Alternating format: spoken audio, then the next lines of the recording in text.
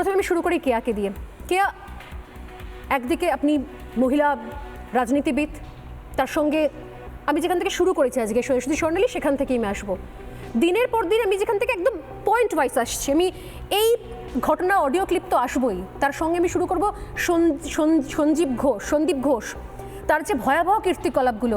দুটো প্রশ্ন, এক হচ্ছে এই ধরনের কীর্তিকলাপ কিচ্ছু জানতেন না শাসক দলের কেউ, ডাবল চাকরির প্রতিশ্রুতি দেওয়া হয়েছে যে সরকারের আমলে, সেখানে ডাবল প্রমোশন হয়েছে, আর ডাবল দুর্নীতির দায় সন্দীপ ঘোষ অ্যারেস্টেড হলেন। মাস্কট স্পিন কন্ট্রোল ল্যাবের পরীক্ষায় এটি প্রমাণিত। কেয়াসেট আলোপেক্স পেন্টা অ্যাক্টিভ নতুন চুল গজাতে সাহায্য করে, চুল পড়া বন্ধ করে। কেয়াসেট Alopex penta active 10 hair fall প্রবলেমের একমাত্র সলিউশন। কেউ কিছু জানেন না, দোষীরা কেউ আমার বন্ধুও নয়, দোষীরা কেউ আমার শত্রুও নয়। এটা বলার পর এক কাপ চায়ের আবেদন চলে কি? এক।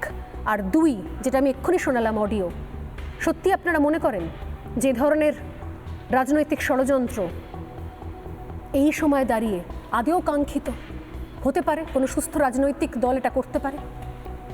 দেখুন, প্রথমে আসি সন্দীপ ঘোষের বিষয়ে, কারণ সন্দীপ ঘোষকে ইতিমধ্যে সিবিআই দ্বিতীয় ব্যাপারে যে কারণটায় এই বাচ্চা ছেলে মেয়েগুলো দীর্ঘদিন ধরে আন্দোলন করছে, আরজি করের অভয়ার ধর্ষণ এবং প্রমাণ লোপাটের অভিযোগে এবং সেখানে প্লেস অফ অকারেন্সের অল্টারেশনের অভিযোগে তাকে গ্রেপ্তার করেছে।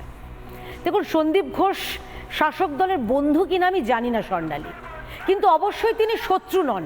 যদি শত্রু হতেন তাহলে তাকে একের পর এক প্রাইস পোস্টিং, তাকে আরজি করে তার বুকে যন্ত্রণা হয়েছে, মনে উনি ব্যথা পেয়েছেন বলে স্বয়ং মাননীয়া বলছেন তাকে আমি আরজিকর থেকে সরিয়ে ন্যাশনাল মেডিকেল কলেজে পাঠালাম। যদি সন্দীপ ঘোষ বন্ধু না হতেন তাহলে তার বারে বারে তাকে অন্যান্য জায়গায় বদলি হওয়ার পরেই তিনি স্প্রিং বলের মতন আবার ফেরত চলে আসতেন না, পিং পং বলের মতন আবার আরজি করে ফেরত চলে আসতেন না, যেইখানে তার আমদানির আতুরঘর ছিল নাকি সেটা আমি জানি না, শুধুমাত্র একা সন্দীপ ঘোষের কিনা। আর অবশ্যই স্বর্ণালী, একটা কথা তো আমরা সবাই জানি যে দেখুন, একটাই পোস্ট তৃণমূল কংগ্রেসে, এই সরকারে, এই প্রশাসনে, আর বাকি সব ল্যাম্প পোস্ট। সুতরাং স্বাস্থ্য অধিকর্তা বা স্বাস্থ্যমন্ত্রী 2023 সালে আক্তার আলী সাহেবের সেই চিঠি পাওয়ার পরেও তিনি কিছুই জানতেন না, এটা আমি মানতে পারলাম না। অর্থাৎ আগে 2023-এর আগে না হয় নাই বা জানতে পারতেন, কিন্তু বিস্তৃতভাবে আক্তার আলী, বিস্তৃতভাবে নবান্ন, স্টেট ভিজিলেন্স, পুলিশ, সমস্ত জায়গায় তিনি চিঠি পাঠানোর পরে জানতেন না, এটা হতে পারে? অবশ্যই হতে পারে না। এবং মাথায় রাখতে হবে, রাজ্যের পুলিশ মন্ত্রীকে মমতা বন্দ্যোপাধ্যায়, স্বাস্থ্যমন্ত্রীকে মমতা বন্দ্যোপাধ্যায়, সুতরাং দুটো দপ্তরে যিনি তথ্যগুলো জানিয়েছিলেন কিছুই জানতেন না তিনি? হতে পারে না। তিনি জেনে যদি কোনো ব্যবস্থা না নেন, এর থেকে ঘৃণিত অপরাধ কিছু নেই। এবং এবারে চলে আসে, খুব ইম্পর্টেন্ট, 30 সেকেন্ড সময় নেব। দেখুন, কলতান গ্রেপ্তার হয়েছে, তার একটা অডিও ক্লিপ ভাইরাল হয়েছে, সেই অডিও ক্লিপের সত্যতা আমরা জানি না। সত্য হয়ে থাকলে এটা কিন্তু অত্যন্ত লজ্জাজনক যে এই ছোট ছোট ডাক্তার, জুনিয়র ডাক্তার, ছোট ছোট ভাই বোনদের, তাদের যে দীর্ঘ 1 মাসের ওপরের যে তাদের আন্দোলন, বিচার চাওয়ার আন্দোলন, সেখানে রাজনীতি মিশিয়ে সেখানে নিজের রুটি শাঁকা হচ্ছে, এইটা বামেরাই পারে। দেখুন, সন্দেশখালিতেও তারা চেষ্টা করেছিলেন এভাবে রাজনীতিকরণ করার, তারা বারে বারে, আমি জানি না সেই সময় তারা সুবিধে করতে পারেননি, এখন এখানে তারা করছেন। এবং খুব খারাপ লাগছে বলতে আমি, স্বর্ণালী, এটা আমি ব্যক্তিগত চিন্তা ভাবনা, কিন্তু এই অভয়ার আন্দোলনে আজাদির কেন স্লোগান উঠছে ভাই? কিসের আজাদি চাই তোমাদের? যদি বলো তাহলে বলো, এই ধর্ষক যারা, তাদের থেকে আজাদি স্পষ্ট করে বলো, বলো যারা দুর্নীতিগ্রস্ত তাদের থেকে আজাদি বলো, তাহলে এই শাসক দল থেকে আজাদি। আমি একটু ডিফার করব, যারা সমর্থন করতে আসছেন তাদের মধ্যে সত্যি সত্যি ভাগবাটোয়ারা করা সম্ভব নয় কে কোন মানসিকতা বা কোন পলিটিক্যাল ব্যাকগ্রাউন্ড থেকে আসছেন। কিন্তু আমি যতটুকু আমরা দেখেছি, আমরা সকাল থেকে রাত, এখানে আলোলিকাও রয়েছেন, তিনি জানেন, রিপাবলিক বাংলাকে বোধহয় ভোর থেকে সারা রাত, সারাদিন আপনারা দেখেন, তারা, আমরা সারাক্ষণ কভারেজ করে যাচ্ছি, প্রায় 24x7। এমনকি তার জন্য আমাদের রিপোর্টাররা একই সঙ্গে কখনো কখনো রাত্রে থাকছেন, অপেক্ষা করছেন, অফিসে আসছেন মাঝরাত্রে, ভোর রাত্রে, আবার তারা ফিরে যাচ্ছেন। চিকিৎসকেরা, জুনিয়র ডাক্তাররা যারা করছেন, তারা কিন্তু সত্যি সত্যি বলতে আন্তরিকভাবে তারা কিন্তু খুব ফোকাসড, তাদের এখানে কোনো রকমের বাজবিচার নেই।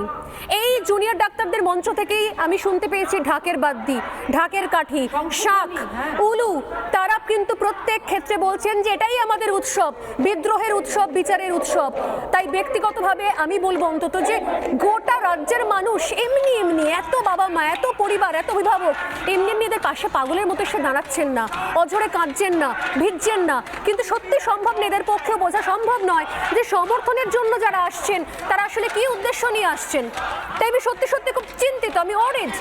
যদি এই অডিও যদি এই অডিও যেটা পুলিশ বলছে এই অডিও তারা নিশ্চিত, আমি পুলিশের বক্তব্য শোনাবো, কিছুক্ষণ আগে 17 প্রেস কনফারেন্স করেছেন, আমি তার বক্তব্য শোনাবো, সব পক্ষের বক্তব্য শোনাবো, কিন্তু যদি যেটা পুলিশ বলছে এই অডিও সম্পর্কে তারা 200% নিশ্চিত, তাহলে সত্যি বলতে হয় যে কোনো মুহূর্তে একটা কোনো বড় বিপদ ঘটে যেতে পারে এখানে ধর্ণা মঞ্চে। কে নেবে তার দায়? এতগুলো অল্প বয়সী তরুণ ভাই বোনেরা এখানে বসে রয়েছেন, ক্লান্ত শরীর এদেরও, টানা বসে রয়েছেন, কখনো কেউ বাড়ি যাচ্ছেন, কেউ ফিরছেন, রাত্রে ভিজছেন। আমি জানি না আল্লিক, অনেকে হয়তো আপনাদের মধ্যে আমি খবর পাচ্ছেন যে কেউ একটু অসুস্থ বোধ করছেন টানা বৃষ্টিতে ভিজতে। আমাদের মধ্যে অনেকেই আছেন, এতদিন ধরে রাস্তায় বসে আছি আমরা, 35 দিন হয়ে গেছে। 35 দিন ধরে আমরা একের পর এক মিছিল করে যাচ্ছি, আমরা একের পর এক অবস্থান করে যাচ্ছি, রোদে পুড়ে জলে ভিজে লাস্ট 5 দিন ধরে আমরা বসে আছি স্বাস্থ্য ভবনের সামনে। এতদিন পরে মুখ্যমন্ত্রীর হঠাৎ খেয়াল পড়লো চলো মিটিং করি, তারপরেও সেখানে ইমেল পাঠানো হচ্ছে, পাল্টা মেল পাঠানো হচ্ছে, আবার ইমেল পাঠানো হচ্ছে, সত্য নিঃশর্ত সব কিছুতে মেনে যাওয়ার পরে কি পেলাম আমরা? মুখের ওপর দরজা বন্ধ করে দিয়ে গেলেন আমাদের প্রতিমন্ত্রী চন্দ্রিমা ভট্টাচার্য।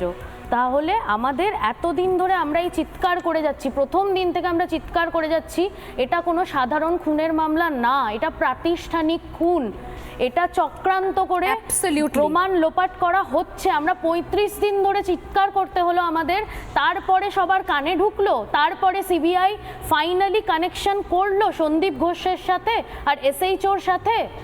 পুলিশ প্রশাসন সবাই জড়িত, এটা এতদিনে গিয়ে প্রমাণ হলো। তারপরে যে দাবি ছিল শুরু থেকে, পুলিশ কমিশনার, আমি আবারও বলি, প্রতিদিন বলি এখানে আলোলিকা, আপনার সামনে আরও একবার বলছি, খুব খারাপ লেগেছিল সেদিন যেদিন মুখ্যমন্ত্রী বলেছিলেন যে ওরা বিচার চায় না, ওরা চেয়ার চায়। এই শোতে বসে সেই মুহূর্তে আমি বলেছিলাম যদি চেয়ারই চাইতো তাহলে আপনার পদত্যাগ দাবি করতো, কিন্তু আপনার পদত্যাগ দাবি করেননি। আমাদের খুব সুস্পষ্ট 5টা দাবি আছে, তার দাবির মধ্যে কোথাও স্বাস্থ্যমন্ত্রীর পদত্যাগ লেখা নেই। আমাদের ওই চেয়ারের প্রতি কোনো লোভ নেই, আপনি থাকুন আপনার চেয়ারে, আমাদের ওপিডির চেয়ারটাই আমাদের সোনার সিংহাসন, আমাদেরকে বিচার দিন, ওটা ফিরিয়ে দিন। এবং তার সঙ্গে সঙ্গে যে আপনারা দাবিগুলো করেছেন, অর্থাৎ প্রথম থেকে যদি ধরি, মানে এমনিও পদত্যাগের যদি লিস্টটা ধরি, তাহলে সেখানে সবার আগে বোধহয় নাম ছিল বিনীত গোয়েল, পুলিশ কমিশনার।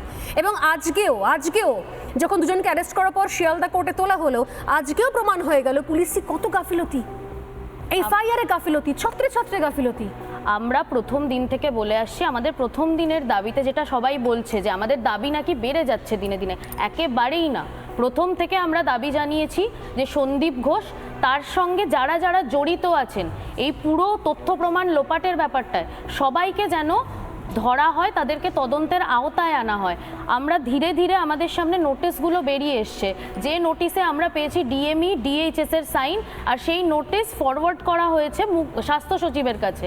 সেই নোটিশটা কি, যে ঘটনাস্থলের উল্টো দিকে আরজি করের যে ওয়াশরুম ছিল সেটা ভাঙার নোটিশ।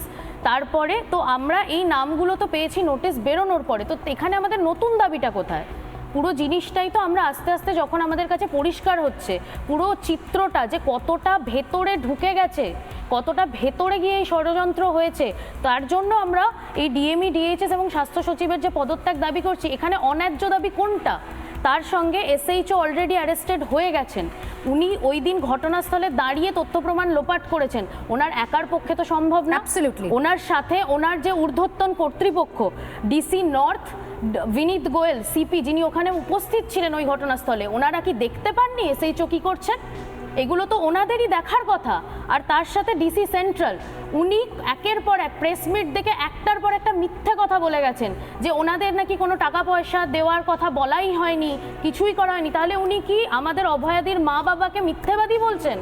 একজন শোক সন্তপ্ত পরিবারকে, যাদের আর কোথাও দাঁড়ানোর জায়গা নেই, যাদের প্রথম দিন থেকে যাদের গলা চুপ করানো হয়েছে, তারপরে গিয়ে তাদেরকে মিথ্যেবাদী বলছেন। আমার জাস্ট মনে পড়ছে আলোলিকা, আমি আসছি সৈকতের কাছে, কারণ যে অডিও নিয়ে আমি কথা বলছিলাম সেটা নিয়ে আমার প্রশ্ন আছে সৈকতের কাছে।